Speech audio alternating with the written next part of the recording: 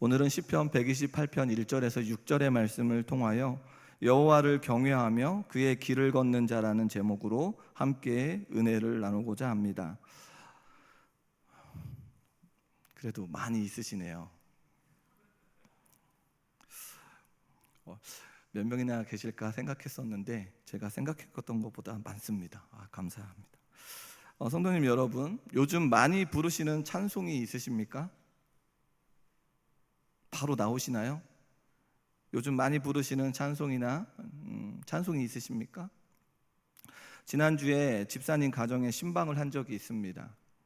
몸이 불편하여 교회를 못 나오는 상황이어서 예배를 드리는 중에 제가 예배 중에 부르고 싶은 찬양이 있으신지, 요즘 많이 부르시는 찬송이 있으신가요? 이렇게 물어보았습니다. 그때 바로 주 안에 있는 나에게라고 말씀하셨습니다. 몇 장인지는 모르지만 주 안에 있는 나에게라고 말씀하셨습니다. 그러면서 성경도 읽고 찬송도 부른다고 말씀해 주셨습니다. 이러한 모습을 하나님께서 기쁘게 받아주실 줄 믿습니다. 하루하루의 삶의 여정 속에 하나님을 찾는 그 모습을 하나님께서 기뻐 받아 주신다는 사실입니다.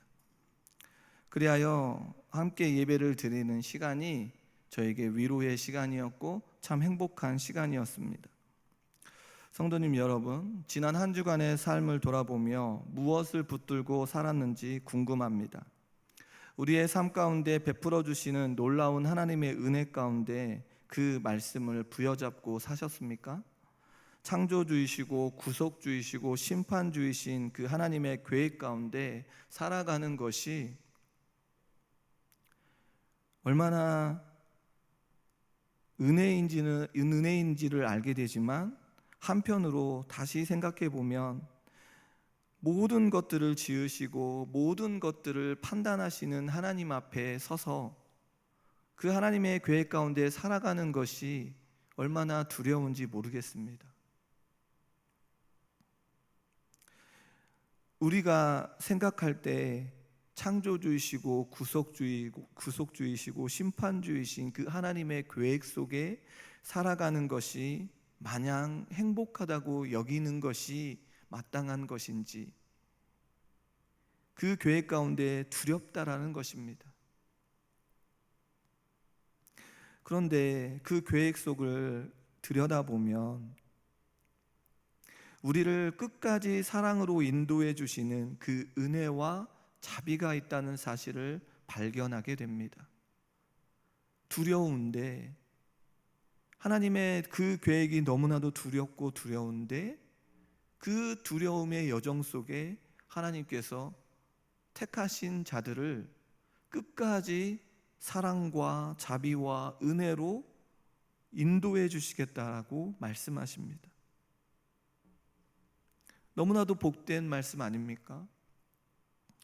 그럼에도 불구하고, 이렇게 은혜와 자비와 사랑이 주어졌음에도 불구하고 우리의 지난 한 주간의 삶을 돌아보면 여전히 우리는 하나님과 무관한 길을 걷고 있는 그 모습이 너무나도 많이 발견되어진다는 것입니다.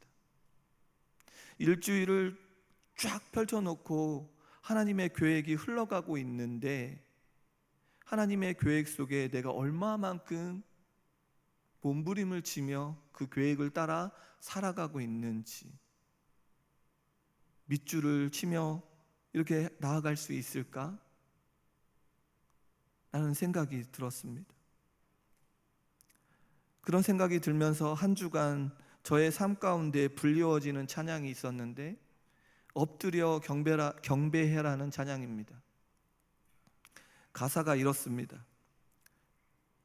엎드려 경배해, 십자가 발 앞에 날 향한 그 자비, 이제는 더 이상 정죄함 없으리 날 덮는 그 보혈, 주의 자비 바다처럼 깊어 찬양해, 할렐루야 영원토록.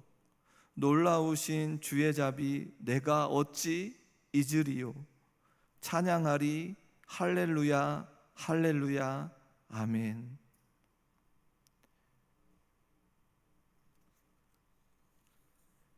죄악으로 죽을 수밖에 없는 우리들의 인생을 창조주이신 하나님께서 예수 그리스도를 보내어 주시고 그 십자가의 보혈로 덮어주시며 용서하시고 성령님을 통하여 그 말씀을 가르쳐 주시고 깨닫게 해주시는 그 자비로운 그 음성이 우리에게 들려짐에도 불구하고 우리는 무엇을 붙들고 살아가고 있는지를 점검해 봐야 합니다. 놀라우신 주의 잡이 잊지 않고 날마다 매 순간순간마다 찬양하며 엎드려 경배하는 삶을 살아야 하는 것이 우리들의 삶이라는 것입니다. 오늘 읽은 이 시편은 그 하나님의 자비함 속에 누리게 될 무엇에 관한 이야기입니까? 복에 관한 이야기입니다. 어디 속에 누리게 될 복이라고요? 하나님의 자비함 속에 누리게 될 복이라는 것입니다.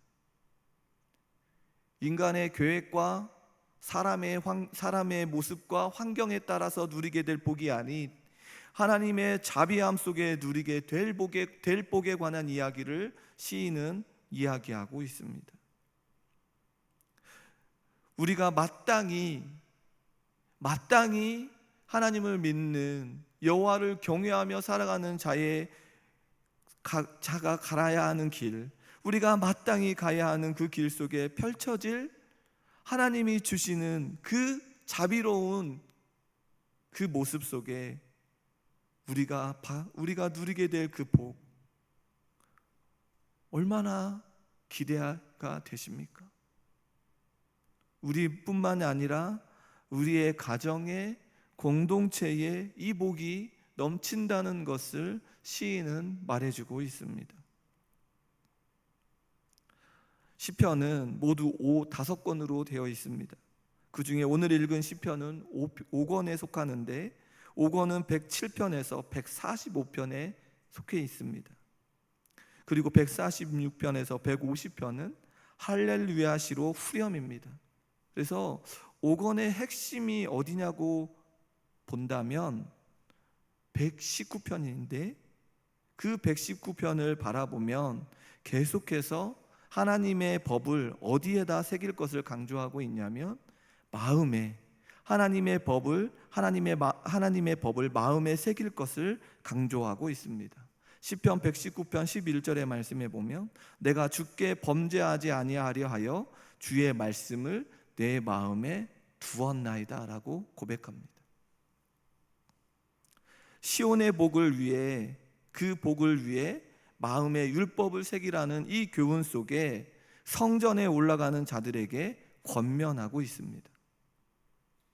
그러면서 119편 다음에 120편에서 134편은 성전에 올라가는 노래인데 그 중에 우리가 읽은 128편은 9번째의 시입니다. 성전 순례에 관한 노래이기도 하지만 바벨론의 포로에서 시온으로 돌아오게 하신 하나님을 찬양하는 시이기도 합니다. 지금 이스라엘 백성들이 바벨론의 포로에서 시온으로 돌아오게 하신 그 자비와 그 은혜를 마음껏 찬양하는 시라는 것입니다. 그러면서 바벨론의 포로의 삶 가운데 돌아온 이스라엘 공동체에게 하나님께서 촉구하는 것은 무엇입니까? 오늘 오전 본문에서도 이야기했지만 계속해서 하나님께서 이스라엘 백성들에게 요구하는 것은, 촉구하는 것은 무엇입니까? 약속의 말씀에 귀를 기울이고 그 도를 따라 살 것을 계속해서 권면하고 있습니다. 그러할 때 그 하나님의 말씀에 귀를 기울이고 그 도를 따라 살아가는 그 하나님의 자비함 속에 살아가는 자들에게 누리는 그 복이 무엇인지를 밝혀주고 있습니다. 오늘 말씀을 통하여 우리 개개인들이 여호와를 경외하며 그의 길을 걷고 있는지를 살펴보기를 원합니다. 매일매일 같이 여호와를 경외하며 그의 길을 걷는 삶을 살고 있는지, 매일매일 주 앞에 나와 하나님 앞에 경배하는 삶으로 살고 있는지를 점검해 봐야 한다는 것입니다. 그 도에 행하는 삶이 진정한 복임을 깨닫는 귀한 시간이 되길 주님의 이름으로 소원합니다. 오늘 1절의 말씀을 쉬운 성경으로 읽으면 이렇습니다. 여호와를 공경하고 두려워하는 자는 복 있는 사람입니다.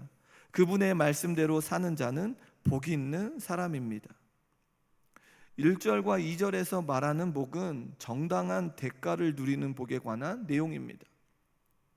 여기에서 말하는 복은 어떠한 일들을 할 것에 관련하여 주는 축하의 의미를 담고도 있습니다.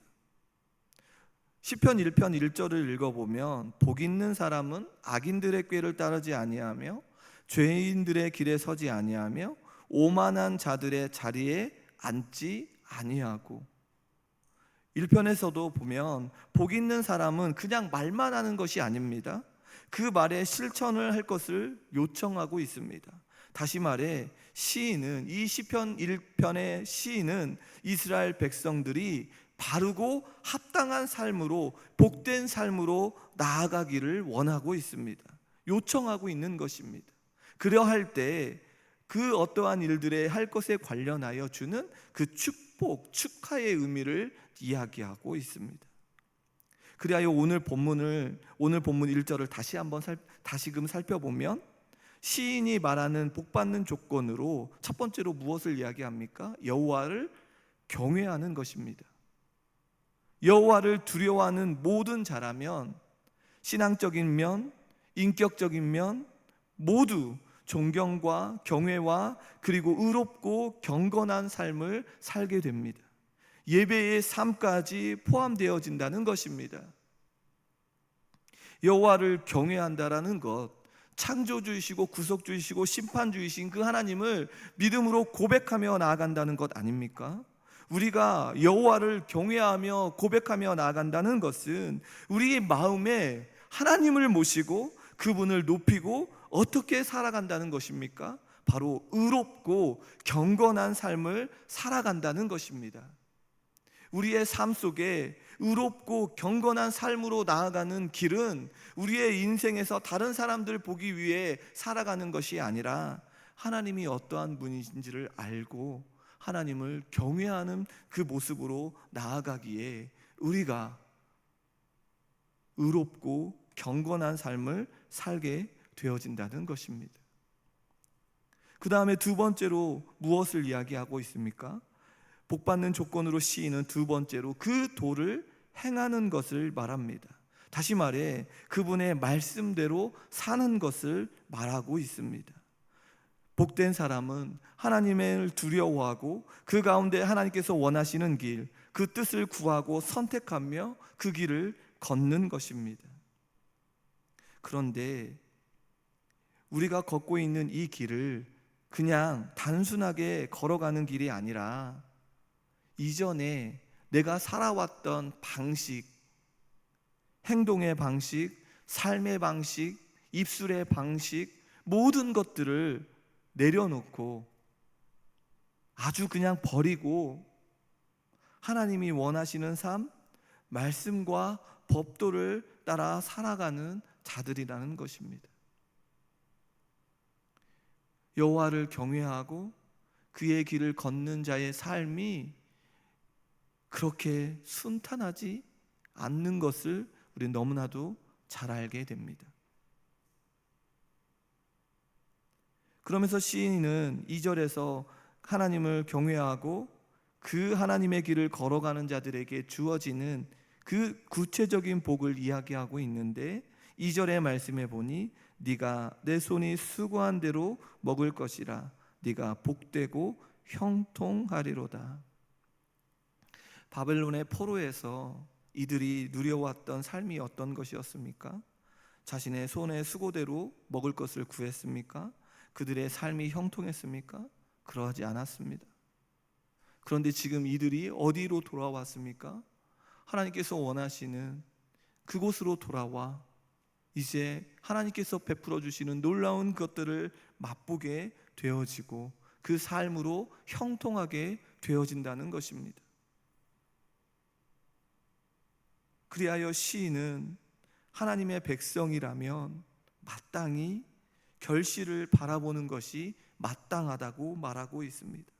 손으로 수고한 결실을 거둘 수 있는 것을 말해주고 있습니다. 지금껏 포로의 삶 가운데 누리지 못했던 그것들을 하나님께서 복으로 채워주신다고 말씀하고 있습니다. 그리하여 1, 2절에서 시인은 여호와를 경외하는 자가 인간의 의지로 노력할 수 있는 부분을 말했다면, 인간의 의지대로 그 일들을 감당할 수 있었다면 3절에서 6절까지는 인간의 의지로 될 수 없는 부분, 인간이 의지로 될 수 없는 부분에서도 무엇을 얻을 수 있는가? 복을 받을 수 있음을 말해주고 있습니다. 그리하여 3절에 가정에서 누리는 이 복에 관한 내용입니다. 3절을 보면 내 집 안방에 있는 내 아내는 결실한 포도나무 같으며 내 식탁에 둘러앉은 자식은 어린 감람나무 같으리로다. 시인은 아내를 결실한 포도나무에 비유합니다. 이 말은 아내가 많은 자식을 낳았음을 나타냅니다. 더 나아가 이 의미는 하나님의 풍성한 축복의 결실, 가정의 번영을 의미하기도 합니다. 아내가 집의 안방에 있다라고 하는 이 표현은 이스라엘의 가정에서 아내의 방이 은밀한 구석에 있다는 것을 반영함과 또 아내로 인하여 하나님의 축복이 형통케 하는 복이 가정 구석구석에 채워지게 되었다는 것입니다.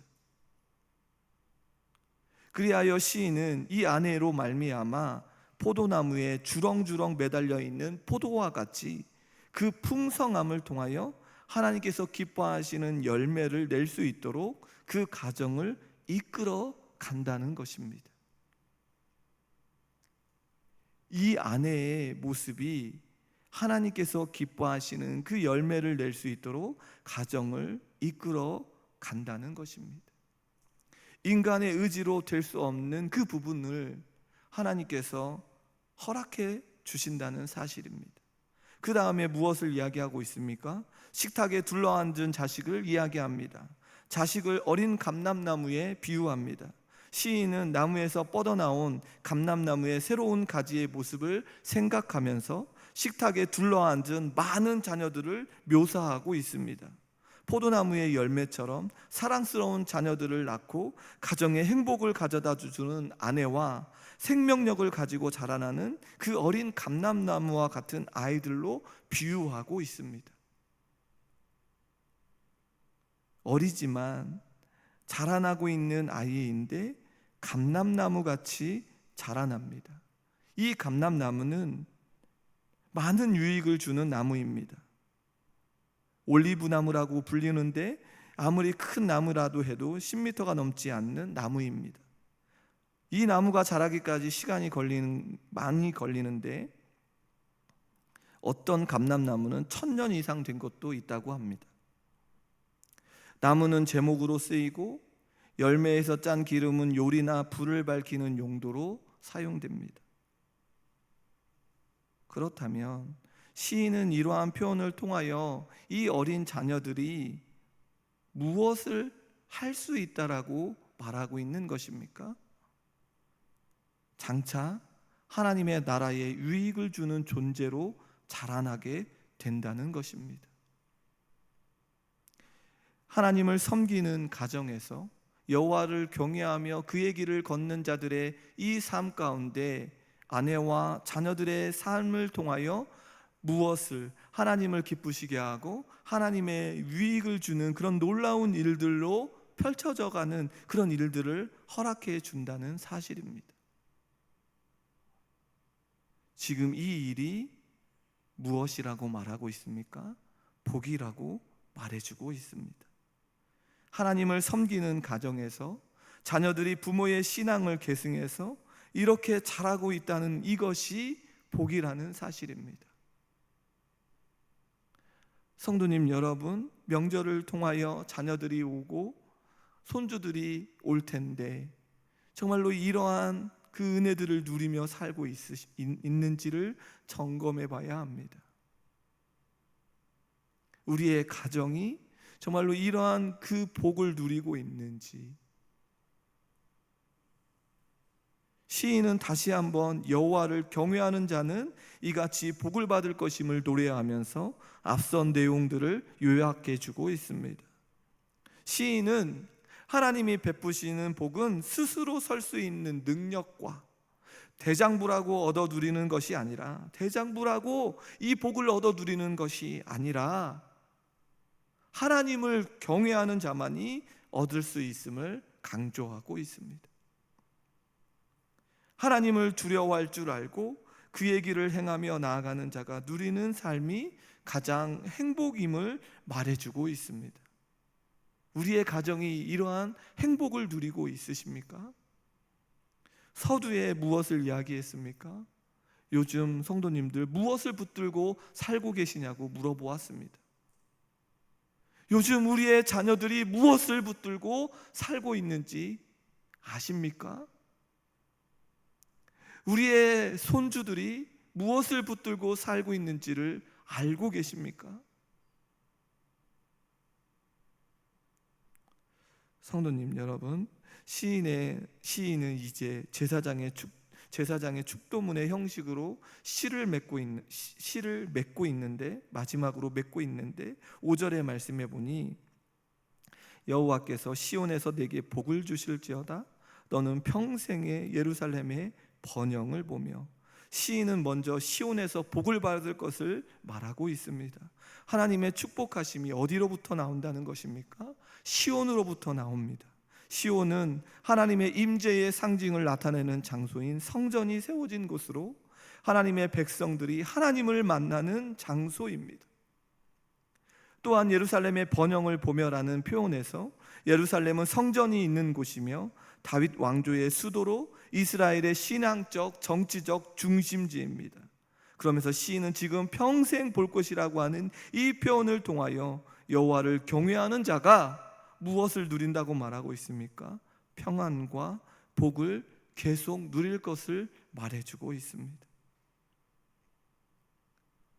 시인은 여호와를 경외하며 그의 길을 걷는 자들은 가정과 공동체의 복, 그리고 자손의 복까지 누린다고 말하고 있습니다. 6절의 말씀에 보니 내 자식의 자식을 볼지어다, 이스라엘에게 평강이 있을지어다 라고 말하고 있습니다. 시인은 인간의 의지로 노력하여 얻을 수 있는 복과 인간의 의지로 될 수 없는 부분에서도 복을 받은 것을 말하고 있었습니다. 우리가 생각해 봤던 이 복이 누구로부터 나오는가? 우리의 삶 가운데 누리고 싶은 모든 복의 근원이 누구인가를 시인은 말해주고 있습니다. 그러면서 어디에 엎드리라고 말하고 있습니까? 하나님 앞에 엎드리기를 말하고 있는 것입니다. 하나님의 자비와 긍휼하심 속에 너희가 누려야 할 복들을 누리며 살아가라고 말해주고 있는 것입니다. 하나님께서 그토록 사랑했던 이스라엘 백성들을 생각해 보기를 원합니다. 어떻게 살아가야 하는지 하나님께서 말씀으로 가르쳐 주셨고, 그 말씀을 따라 살기를 원했고 하나님의 영광을 드러내기를 원했지만 그들은 하나님의 뜻을 따르지 않았습니다. 다른 나라의 포로의 삶을 살게 되었습니다. 평안이 깨졌고 평강이 깨져버렸습니다. 하나님께서 주시는 그 놀라운 평안, 그 누구도 줄 수 없는 그 평안이 깨졌습니다. 그러할 때 그들이 해야 될 일이 무엇입니까? 하나님의 자비와 긍휼을 구하며 하나님 앞에 납작 엎드려 경배하며 다시금 하나님 그 자비와 은혜 속에 살기를 구하며 나아가야 함에도 불구하고 패역하고 완고하고 완악함으로 나아가는 백성이 이스라엘 백성들 아닙니까? 날마다 그 은혜 속에 살아가야 함에도 살지 않는 그 백성들, 우리의 모습과 너무나도 닮아 있지 않습니까?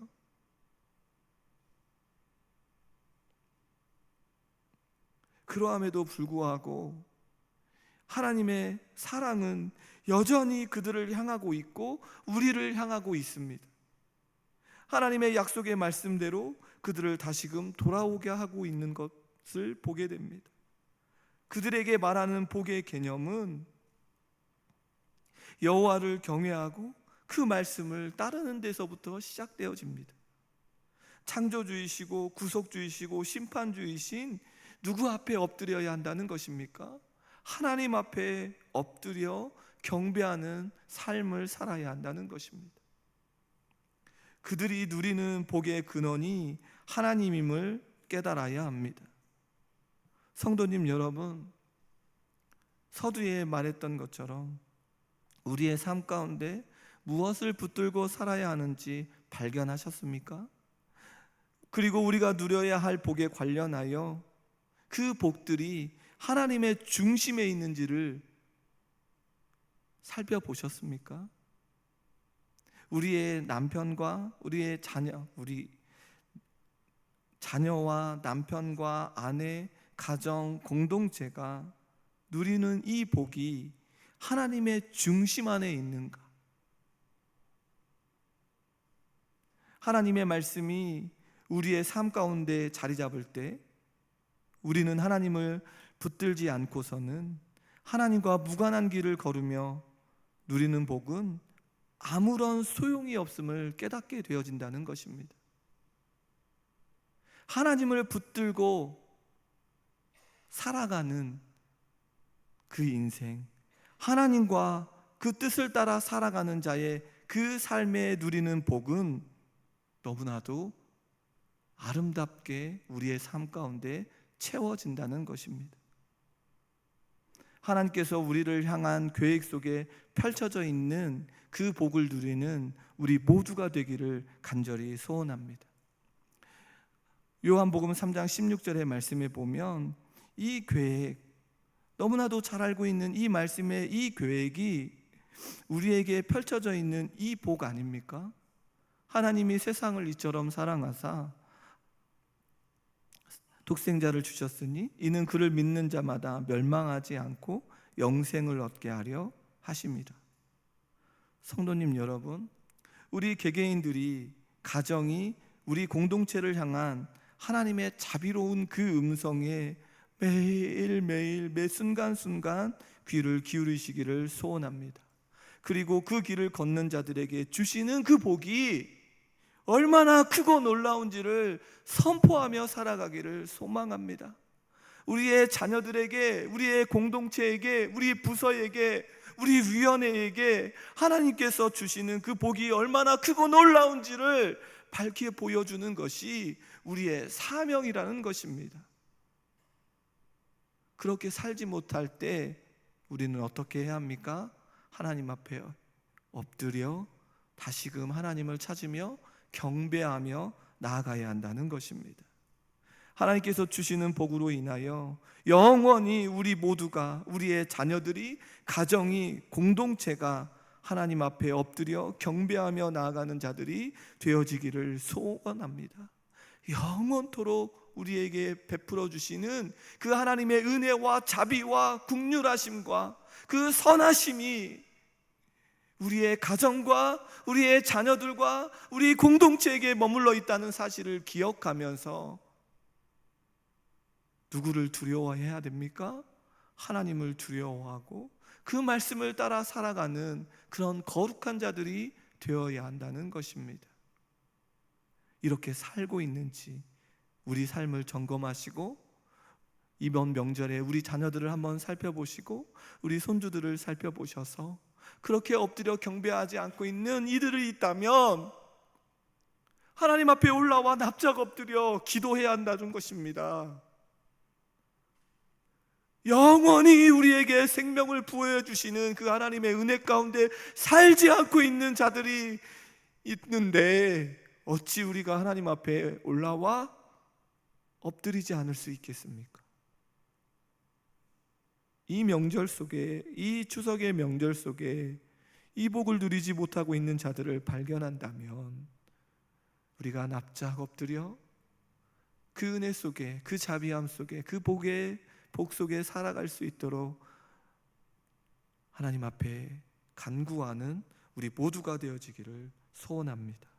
그리하여 다른 것들을 붙들고 나아가지 않고 다른 것에 목매이지 않고 하나님만으로 만족하며 그 자비, 그 긍휼, 그 은혜를 사모하며 나아가는 저와 여러 성도님들이 다 되시기를 주님의 이름으로 소원합니다.